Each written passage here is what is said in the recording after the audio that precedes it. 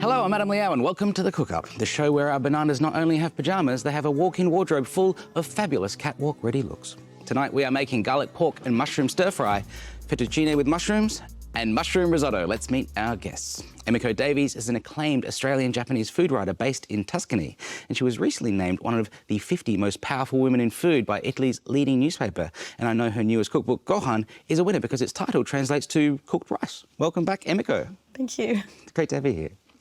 Risotto king Alessandro Pavoni wears many hats: chef, restaurateur, author, which is apt because his restaurants, Ormeggio at the Spit and Amare, also have won many hats. Ormeggio was named one of the top 1,000 world's best restaurants, which is huge. Welcome, Alessandro. Happy to be here. Alex, the restaurants that you run are now kind of Sydney institutions. You've been operating now for a number of years. What's it like to live up to your own reputation? I believe to keep my feet on the floor every day, you know.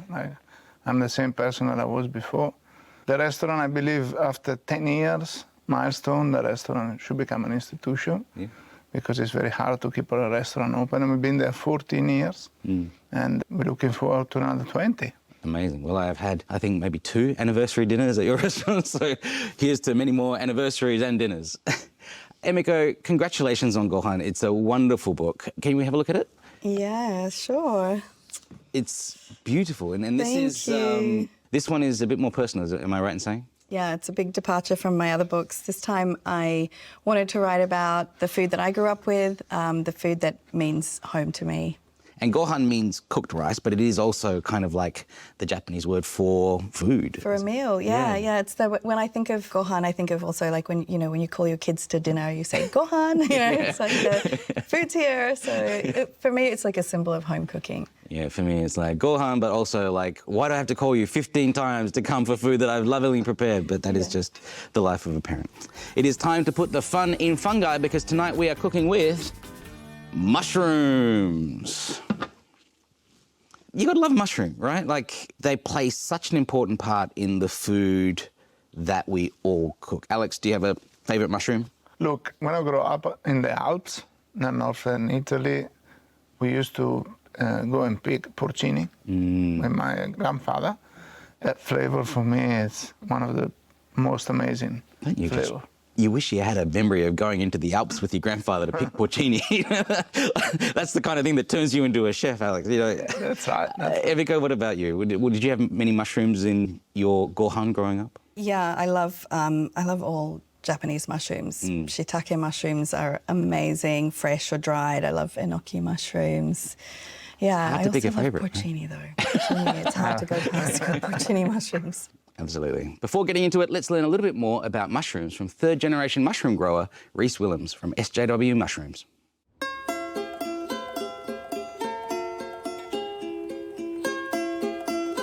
Rhys, can I just say, I love it in here. It's quiet, it's calm, it's peaceful, and it smells like you're in a forest after it's been raining or something. It's lovely. Yeah, it's quite a nice environment, quite pleasant, and the mushrooms love it, luckily. You're a third-generation mushroom farmer. How'd you get into the business? So my grandfather, when they moved over from Holland, they started mushroom farming on the south side of Brizzy, and yeah, just the knowledge that was passed down to my father has been passed down to me. What sort of varieties of mushrooms do you grow here? Just the white buttons and the white flats. Technical name is the Agaricus bisporus. When I'm in the shops, they look like different mushrooms, but they are technically the same variety, aren't they? That's correct, yeah. So it's all just, they're at different stages and can be different quality levels.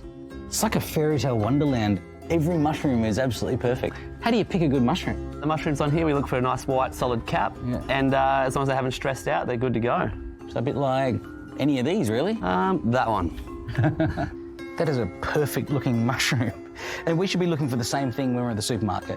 That's correct, yeah. So always check that the stem's not too long, and if it has a nice feeling, not a rubbery feeling to it. And can you wash mushrooms, or is that a myth that you're not supposed to? Yeah, you can. So if you ever want to wash the soil off, that's perfectly fine. When you're storing your mushrooms in the fridge, paper or plastic? Always paper. Absolutely. Last question, Rhys, what's your favourite way to eat mushrooms? A bit simple, but mushrooms on toast, you can't go wrong. You can't go wrong. My favourite way too. Simple, but the best. Exactly. Well, with a bit of mushroom inspiration, now I'm going to make some garlic pork and mushroom stir-fry. Mushrooms are a great stir-frying vegetable, but I'm going to show you a trick to make them stir-fry a little bit easier. I'm using pork shoulder here, a great cut for stir-frying. You can use any cut for stir-frying, really. But I just want to make sure that that is very thinly sliced, and then I'll add a few little marinade ingredients in there. Some baking soda is kind of the first thing that I do, because that just helps tenderize it a little bit when you're stir-frying. Soy sauce, some Shaoxing wine. This is just some vegetable oil and a little bit of starch, potato starch or cornstarch, any kind of starch. And I just leave that. The baking soda takes about 10 minutes to help tenderize the meat when you fry it. Leave it out if you want to, but I just find that for stir frying, it really does help. All right, put that aside, and now onto my mushrooms. Emiko, mushroom foraging. Are you a forager? Do you like to forage for mushrooms? I haven't done it yet. I do go truffle hunting. Okay. And as we go truffle hunting, we're going through the forest, you see the other mushrooms, and I'm always very tempted to try and pick a few of those as well, but then I go, hang on, they may not be the right ones. I don't know. It's funny because also where I come from, a little town, 1,000 meters above sea level. Yeah. And actually the secret macchia, we call it the macchia di funghi, from generation to generation is passed through the families, and nobody else ever knows. Because every year the porcini come back, hundreds of kilos, and they sell them. Oh, okay. So they always go back, and every day they collect, and they go during the night, so nobody can see them. Yeah. All right, well, I have no porcinis here, just a mix of sort of regular button mushrooms, some fresh shiitake, some king oyster eringi mushrooms, and I've got some enoki, but I don't really need to microwave those. I'm going to leave those aside. So I'm going to put those in the microwave because this is my stir-frying trick. If you fry a mushroom in oil, and it will suck up a lot of oil, because the mushroom has a lot of these air pockets in it that will essentially, as the air pocket breaks down, if it's in oil, it will suck the oil back up. So if I put it in the microwave first, it'll brown within seconds rather than... I never heard that. It's just a thing I do. So how long you put it in for usually? Well, the thing is, the mushrooms don't really break down that much, so you can cook them for as long as you like, really, in there. So I put about 4 minutes or so for that many mushrooms. It's an interesting concept because sometimes they get too much oil, like a sponge. I just like to do it this way so that it just fries straight away rather than soaking up the oil. So slicing a few spring onions, a few cloves of garlic, and then I'll break apart my enoki mushrooms as well. Emiko, your mother had a bit of input into your new book, did she not? And I've known your mother for years. I actually met your mother before I met you. Yeah. What was that like working with your mum on writing a cookbook of, heartfelt recipes? It was beautiful, actually. I've been wanting to write this book for a really long time and, get down a lot of these recipes, also because I don't get the opportunity to eat Japanese food a lot in Tuscany.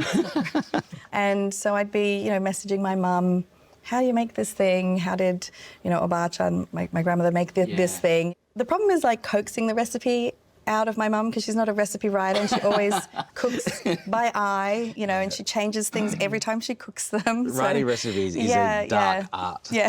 So how would your Oba-chan have prepared enoki? This is the way that I do it. I tend to trim it sort of as close to the bottom part where it grows from, so that I can keep them in little bundles and then break them apart into small bundles like that, which also fry very, very, very quickly. Yeah, we used to have these a lot with sukiyaki. Yes. And they were always in those little bunches so that when you pick them out, they're just like already a little bunch. Yeah. Chopstick ready. Yeah. All right, mushrooms out of the microwave. And these are kind of broken down. And what you get is this kind of mushroom stock in the bottom there as well. Bit of oil going in, and these won't soak up too much oil now because I have microwaved them first. So I can take those out, leaving the stock in the bottom.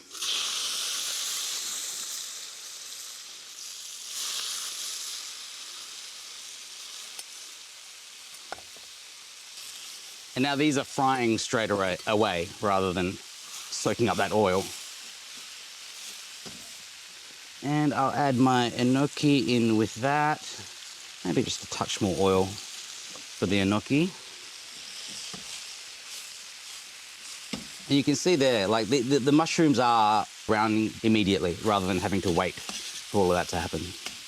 Okay, I can take these mushrooms out now, and I'll return those to the wok after I've fried my pork. Touch my oil. And now the pork, I probably won't use all of this, to be honest. I fry the mushrooms first rather than the pork, so just in case, and usually it won't, but just in case anything kind of sticks to the wok, I don't then have to go and wash the wok. Like, I know the mushrooms aren't going to stick to the wok, but the meat sometimes can. So I just spread that out in a single layer so that I can get some nice browning all over the meat there. Emiko, you don't get much Japanese food in Italy? Not at all.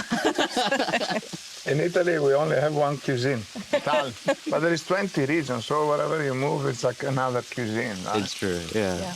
So the meat is cooked enough. I like to add the garlic and onion in towards the end, and this is kind of the way that my stir frying is changing a bit. Before I would have added that at the beginning, but I kind of like the freshness of slightly undercooked garlic and onion these days. So mushrooms back in. Bit of soy sauce on the side of the wok. Bit of oyster sauce in with the mushrooms. I'll throw a bit of chopped chili in there as well, mainly for colour, to be entirely honest.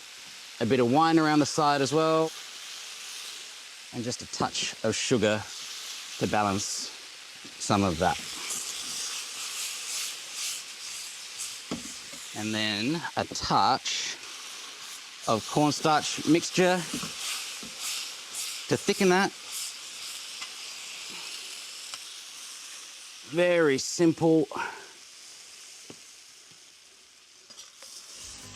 pork, garlic, and mushroom stir fry.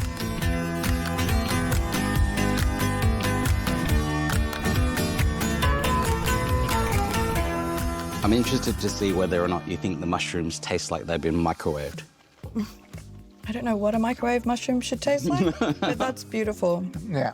The texture of the mushroom is perfect. Yeah, I think you get a really nice sear on it when you can break down those air pockets. I will use this technique from now on. The highest compliment you can receive. When we return, it is time for Emiko and Alessandro's mushroom magic.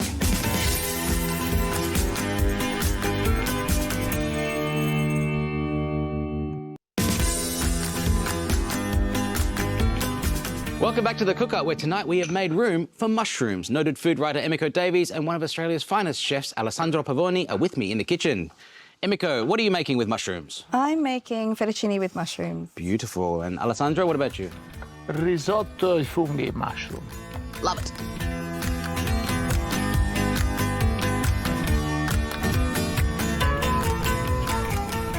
Alessandro, I am excited because I'm going to see the master make a risotto and I feel like I'm going to learn a lot of interesting things. Beautiful. So, yeah, one of the main things in the risotto, we're using aged rice. They age the rice to stabilize the starch. So in the slow, long cooking process, the starch will be released slowly. We also dry toasting the rice for the same reason.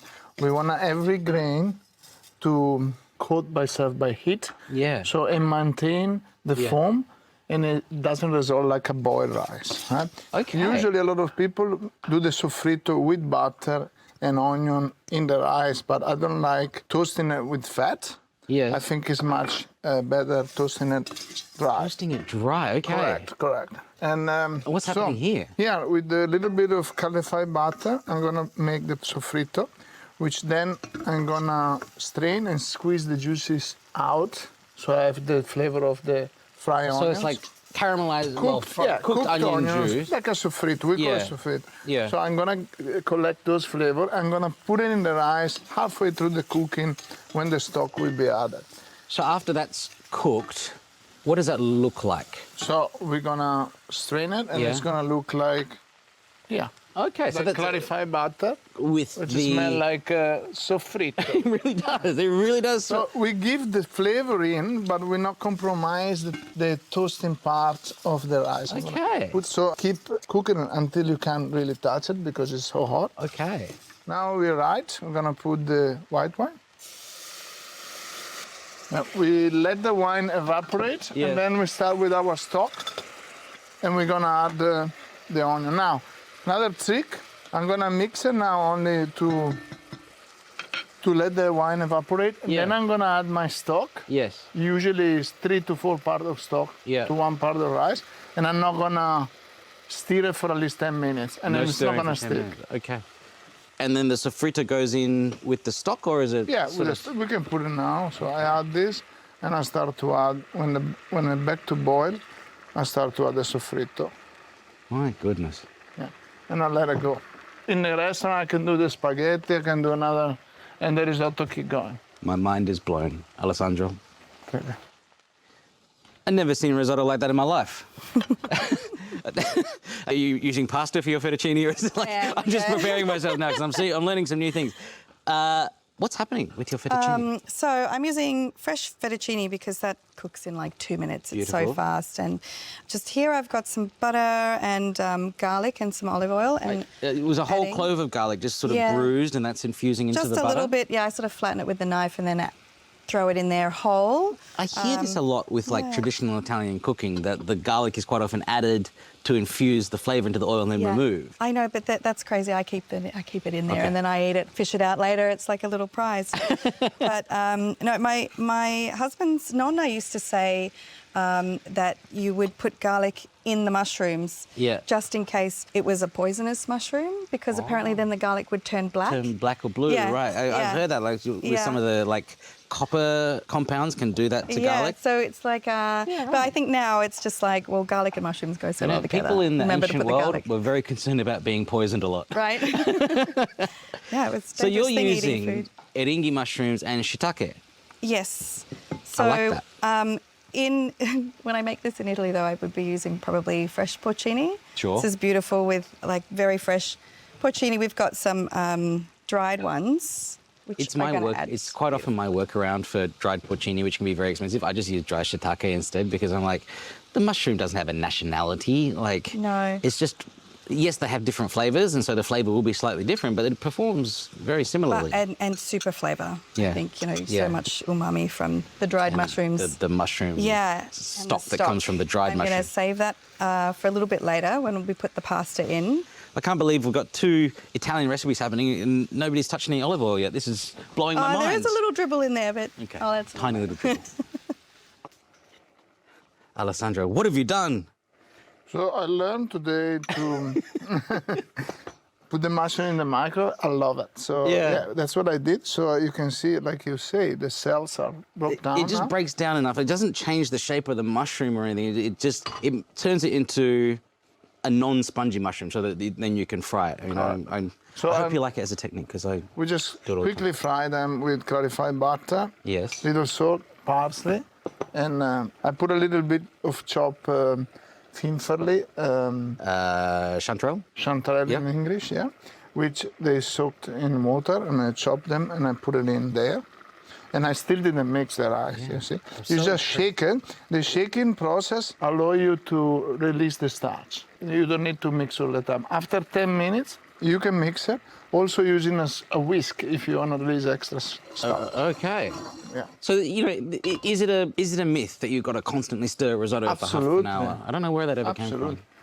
I don't know. My mom, when I was a kid, she used to make me mix it Yeah. while she was doing other things. But then I learned in the kitchen, professional kitchen, that you don't need to. And I still She was doing that to keep you out of trouble. That's what... I still give her keep telling her, why you used to make me mix, you know? That's it, this stuff. The mushroom juice is actually also a nice kind of byproduct of the microwaving process. You just have this like 1/4 cup of mushroom stock. I like to have extra butter in there Yeah. because I'm gonna then add in the gnocchi like you did in chunks. Little parsley. I love parsley Beautiful. with mushroom. So are these mushrooms going to go into the risotto or on top? On top, I'm gonna put a little bit in towards the end just for flavor. Yeah. But I don't wanna lose the texture. Sure. So The reason that I think that this works is because chitin, which is the fiber that's in mushrooms, is What's the name? chitin, or chitin, I think it's pronounced. It's extremely strong. It's the same actual fiber that you find in like lobster shells and things like Right. that as biology. And so it means that the mushroom doesn't break down. So if you stew mushrooms or dry them or whatever, they just don't end up breaking down to nothing. So you can treat a mushroom a bit differently to how you would a vegetable. That's fantastic. I didn't know about it. So now I let it cool down. Beautiful. So why have you used clarified butter instead of olive oil or something like that? Okay, olive oil, you gotta be careful with the temperature. So I like to use it mostly raw. And I love the flavor of butter. Yes. And clarified butter is healthy. Yeah. Got great flavor, the nuttiness and everything, Yes. which go great. So now, I show you. Yeah. If I mix it, Yeah. See, it doesn't okay. stick. Okay. And you got those separate grains that you should be looking for in Correct. butter rather than like Now the I- clumping together. now I start to mix it, Yeah. and I'll manage the flavor if I have to add or keep. Amazing. Amazing. Emiko. Hi. All right. So I can smell you've added some wine to our mushroom mixture here. Yep, just a little bit of wine. It gives a nice bit of acidity. Yep. Or water if you don't have wine. You want like a little bit of something juicy in there. Gosh, that smells so good. And now I'm just chopping up loads of herbs. What have you got? You got So we've got oregano and mint and Yeah. parsley. so the pasta will go on right at the last minute. You can turn the heat off on the mushrooms as well. And then those herbs go. Okay. And then Just when in the pasta there. goes into there, it just gets tossed through. And yeah, and just all gets tossed through together. Fantastic. After the break, I'll be the happiest guy in the mushroom because it will be time to taste.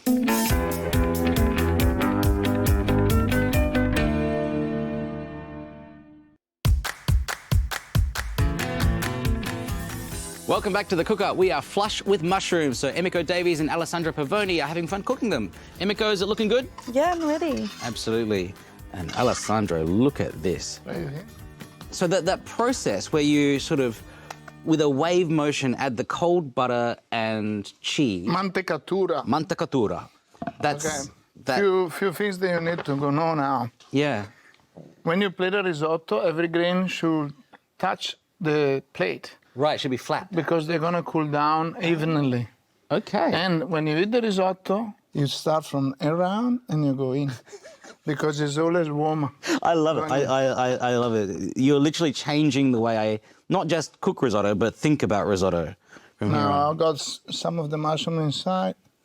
Now I'm gonna put all this mushroom on top. And then we have some porcini powder here. You can buy it in a supermarket. And I'm gonna go and give, extra flavor, a little bit of look and texture. Ironically, like you've actually made possibly the most beautiful risotto I've ever seen, but also more simply than most risottos I've seen. None of this like stirring for half an hour. That There we is go. Look at that. Bellissimo. Buon appetito. Emiko. Hi. Beautiful. So the pasta's gone in, it's all been mixed together. Bit of the pasta water. Actually I used the stock from the dried porcini, so just a little splash of that. But if you didn't have that, Yeah. a bit of the pasta water.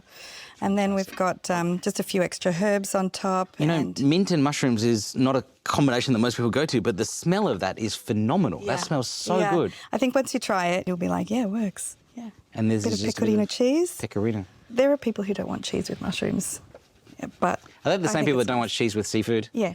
Okay. Fettuccine with mushrooms and a mushroom risotto.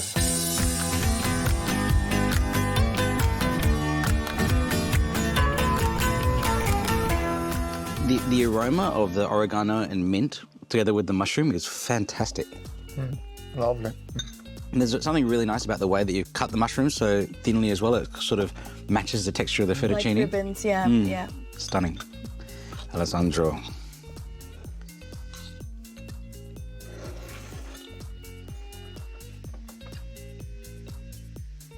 The rice is still al dente.